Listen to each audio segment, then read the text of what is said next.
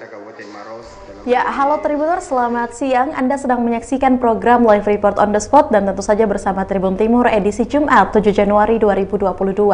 Siang ini kami akan menyajikan informasi menarik, berita faktual yang akan dilaporkan secara langsung oleh reporter Tribun Timur dari berbagai daerah. Bersama saya Kinan Aulia, inilah Live Report on the Spot selengkapnya.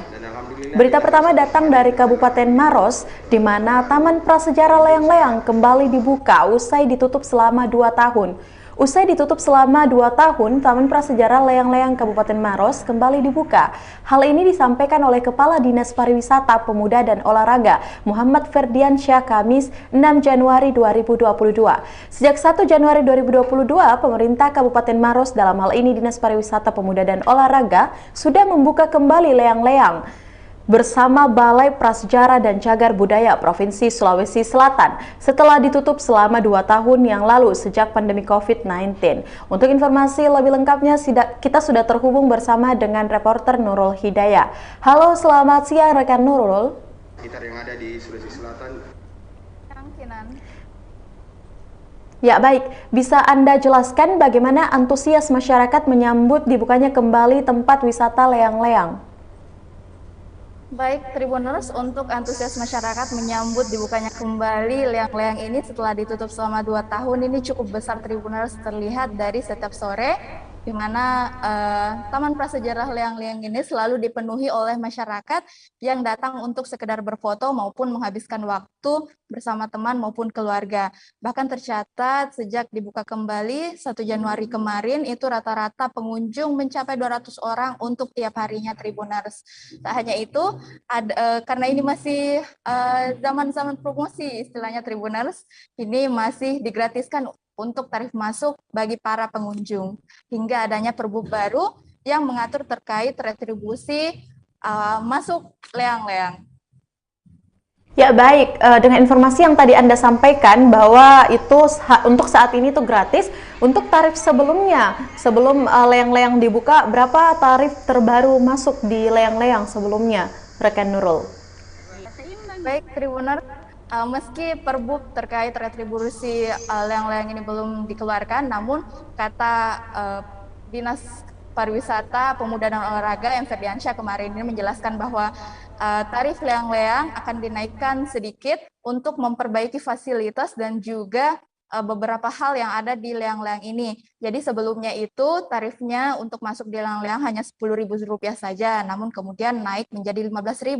Namun kenaikan ini, Tribuners, ada pula untuk sisi positif untuk para pengunjung, yakni Rp1.000-nya ini dipotong untuk asuransi dari para pengunjung, kemudian 70%-nya diberikan kepada Pemda dan 30%-nya diberikan kepada pihak Badan Prasejarah dan Cagar Budaya Provinsi Sulawesi Selatan.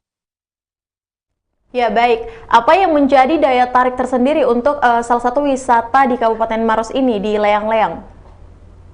Nah, Tribuners, untuk Leang-Leang ini sudah cukup lama ya, Tribuners, terbentuk, dan untuk daya tariknya sendiri ini ada 3.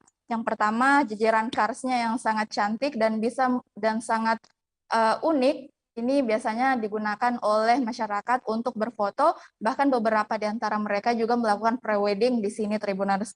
Kemudian yang kedua ada Pusat Informasi Cagar Budaya. Nah, Pusat Informasi ini berisi informasi mengenai penemuan fosil maupun maupun benda-benda prasejarah lainnya dari seluruh yang ada di Sulawesi Selatan, khususnya di Kabupaten Maros. Dan yang terakhir ada gua-gua yang ini menyediakan pemandangan yang sangat indah, stalaktit yang masih mengeluarkan air seperti itu, Tribuners, dan juga lukisan-lukisan zaman prasejarah di dinding-dinding gua. Ada 2 gua yang ada di Leang-Leang ini, yang pertama Leang Petae dan Leang Petakere. Ya baik, rekan Nurul Hidayah, untuk informasi yang telah Anda sampaikan. Selanjutnya Tribuners, kita akan menyaksikan hasil wawancara langsung yang telah dihimpun oleh reporter Tribun Timur bersama dengan Kadis Pariwisata, Pemuda dan Olahraga Kabupaten Maros, Muhammad Ferdiansyah. Berikut liputannya.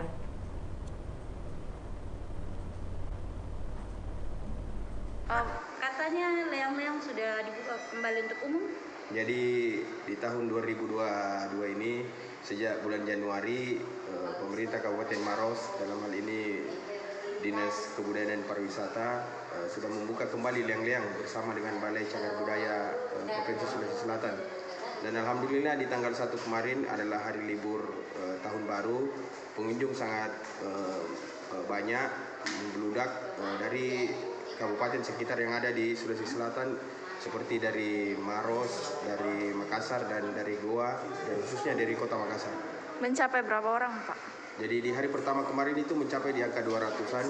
Kami mungkin sesuai dengan kebijakan pemerintah daerah dan BPCB, kami menggratiskan warga yang ingin menikmati taman wisata alam yang setelah 2 tahun ini kami tutup akibat pandemi COVID-19. Pak, atas penutupan liang-liang kemarin ini ada kerugian sekitar berapa persen, Pak? Jadi di tahun 2020 target khusus untuk taman wisata liang-liang ini ada sekitar 250 juta. Di tahun 2021 juga 250 juta. Kami tidak menarik, tidak ada pendapatan yang kami peroleh dari penutupan liang-liang kemarin. Pak, ini kan gratis. Rencananya sampai kapan digratiskan ini, Pak? Jadi sesuai dengan kesepakatan kami dengan Balai Cagar Budaya Provinsi Sulawesi Selatan, bahwa pengenaan tarif itu setelah adanya peraturan Bupati mengatur tentang retribusi masuk taman wisata alam liang-liang. Pak, ini sebenarnya untuk umumnya biasanya berapa, Pak, tiket masuknya? Jadi khusus untuk tiket masuk mengalami kenaikan dari kemarin jumlahnya 10.000 menjadi 15.000 untuk umum, dan 10.000 khusus untuk pelajar, karena adanya juga perubahan dari segi pembagian untuk Balai Cagar Budaya dan pemerintah Kabupaten Maros, dan khusus tahun ini sudah berlaku asuransi. Berapa persen untuk cagar budaya dan bagus? Jadi 70% untuk pemerintah daerah Kabupaten Maros dan 30% untuk Balai Cagar Budaya, dan 10.000 itu untuk asuransi pengunjung. Pak, harapannya ini, Pak, dengan dibukanya kembali liang-liang, Pak? Jadi dengan dibukanya kembali liang-liang, karena seperti kita ketahui bersama bahwa liang-liang ini adalah salah satu site Geopark Maros Pangkep dan merupakan suatu tempat untuk belajar mahasiswa maupun peneliti untuk meneliti geologi yang ada di Kabupaten Maros dan Pangkep. Terima kasih, Pak.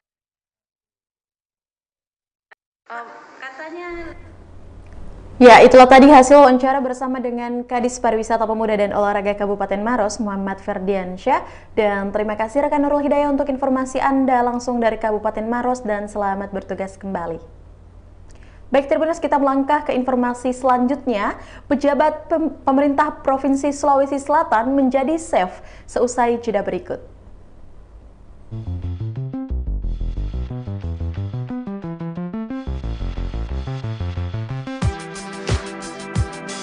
Jalan-jalan ke pantai, atau menaiki puncak gunung, melihat dataran indah, dan membayangkan lukisan alam Tuhan yang menakjubkan akan tersaji dalam sebuah liputan menarik juga eksklusif. Ikuti perjalanan saya menuju destinasi paling epik di Sulawesi Selatan, hanya di Wisata Virtual Tribuners.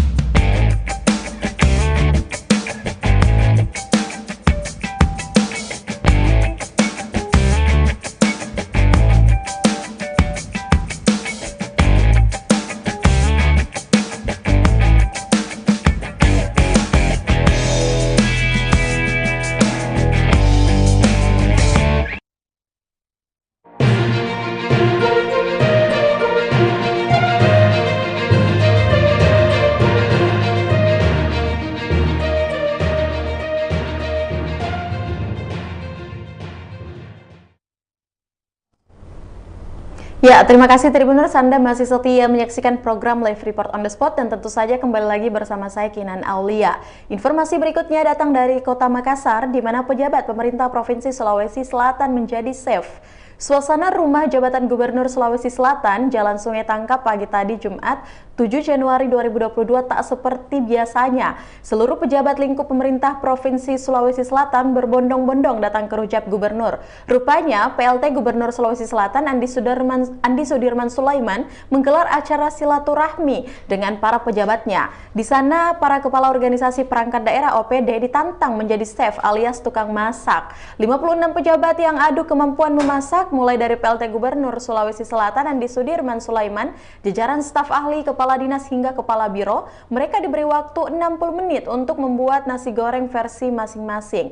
Bahkan beberapa peserta terlihat kebingungan untuk unjuk di depan kompor, beberapa juga terlihat telaten meramu bahan makanan yang telah disediakan. Untuk informasi lebih lengkapnya kita sudah terhubung bersama dengan rekan Siti Amina. Halo, selamat siang rekan Ami. Baik, selamat siang rekan Kinan. Bisa Anda jelaskan sebenarnya kegiatan Pemprov menjadi chef ini dalam rangka apa?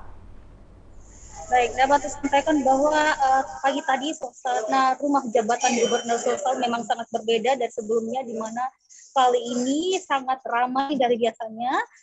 Pada hari sebelumnya suasana rujak Gubernur Sulsel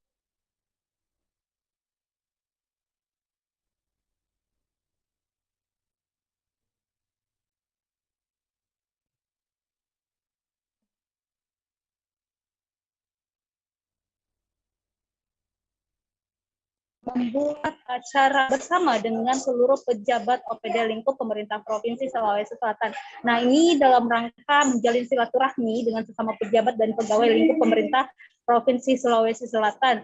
Juga sebagai awal untuk memberi semangat kepada mereka, di mana ini adalah minggu pertama di awal tahun 2022. Jadi salah satu cara untuk meningkatkan semangat dan menjalin silaturahmi dengan para pejabat lingkup Pemprov Sulsel, Andi Sudirman Sulaiman melakukan beberapa kegiatan termasuk dengan mengadakan kegiatan masak-memasak nih Tribuners. Jadi seperti kalian lihat bahwa seluruh kepala OPD ada 56 pejabat di sini yang ikut dalam acara lomba masak-memasak. Mulai dari termasuk PLT Gubernur Sulsel juga ikut meramaikan lomba ini. Dan memang kalau kita lihat mereka kan biasanya bertemu dengan tamu, kemudian bertemu dengan berkas-berkas, pokoknya yang berhubungan dengan dapur pemerintahan. Kali ini betul-betul mereka bertemu dengan dapur yang sesungguhnya, yakni kompor, kemudian mereka ditantang untuk memasak nasi goreng. Nah, nantinya mereka diberikan waktu 60 menit untuk melakukan proses pembuatan nasi goreng Tribuners. Kinan? Ya, baik. Bagaimana antusias para pejabat mengikuti lomba masak-memasak tersebut? Jadi ya seperti yang kalian lihat bahwa mereka memang sangat antusias mengikuti lomba memasak ini, bukan karena hadiahnya ya, karena di sini kan ada disediakan hadiah berupa motor dan juga banyak hadiah lainnya yang disediakan oleh PLT Gubernur Sulsel, tapi terkait kebersamaannya. Jadi kita lihat sangat antusias mereka mengikuti acara ini, di mana bahkan beberapa hari sebelumnya para pejabat ini latihan memasak di rumah masing-masing ataupun di kantor masing-masing. Jadi sebelum mereka terjun langsung di lomba ini, mereka sudah berlatih lebih dahulu agar nanti bisa menjadi juara atau memenangkan lomba ini. Kinan. Siapa sebenarnya yang akan menjadi pemenangnya dan apa saja hadiah yang sudah dipersiapkan dengan kegiatan ini?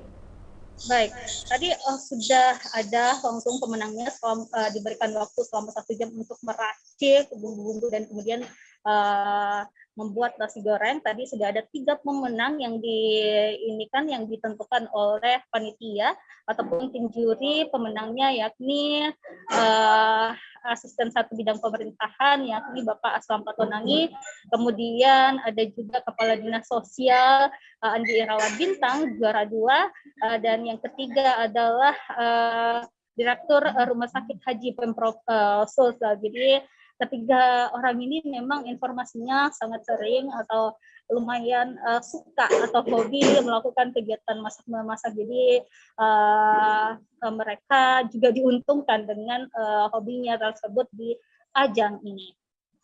Untuk hadiahnya sendiri tadi selain hadiah yang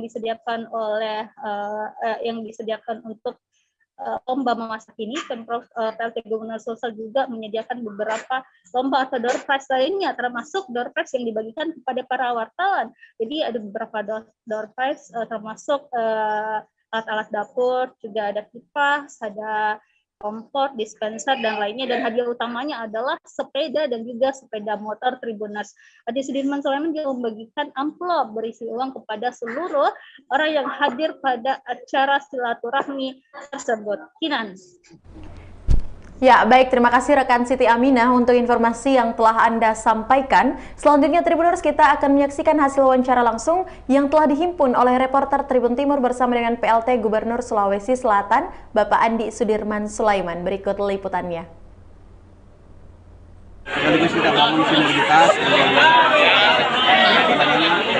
masak tingkat OPD dan juga bagi-bagi door prize untuk seluruh pegawai yang tentu melalui undian-undian yang ini lingkungan internal ya. Ya, Pak. Membangun kekerjasaan aja. Oke, Pak. Terkait ini Pak, permintaan Satgas COVID-19 Pak Pusat agar daerah segera memenuhi kriteria sehingga bisa melaksanakan vaksin booster Pak. Sulawesi Selatan seperti apa Pak? Ini kita sudah kerjasama, nanti kita sudah mulai sekarang kencang-kencangan dan tentu kita bisa melihat di Desember kemarin bagaimana grafik kencangnya untuk program vaksinasi untuk mencapai 70% dan saya pikir ini terus kencangkan lagi sesuatu hal yang tidak bisa dipercaya bahwa 70% di akhir Desember, tapi alhamdulillah kita bisa mencapai karena dari 45 ke 30, 70 itu tidak bukan hal yang mudah. Dan tentu kita apresiasi kepada TNI Polri, seluruh jajaran Pemda, Kejaksaan dan seluruh hingga RW, kepala desa dan semuanya yang telah membantu dan ini masih terus dikencangkan untuk dosis mencapai 100%. Termasuk sasaran untuk lansia, termasuk untuk anak-anak yang 6-11 yang diizinkan. Oke. Itulah tadi hasil wawancara bersama dengan PLT Gubernur Sulawesi Selatan Bapak Andi Sudirman Sulaiman. Dan terima kasih rekan Siti Aminah yang langsung melaporkan dari Kota Makassar dan selamat bertugas kembali. Mencapai berapa orang, Pak? Baik Tribuners, informasi tadi menutup perjumpaan kita pada siang hari ini. Jangan lupa untuk terus menyaksikan program Live Report on the Spot setiap harinya pukul 14.00 hanya di kanal YouTube dan Facebook Tribun Timur. Dan saya juga mengingatkan kepada seluruh Tribuners untuk selalu menjaga protokol kesehatan dan jangan lupa untuk melakukan vaksinasi. Saya Kinan Aulia, mewakili kru yang bekerja pamit. Terima kasih dan sampai jumpa.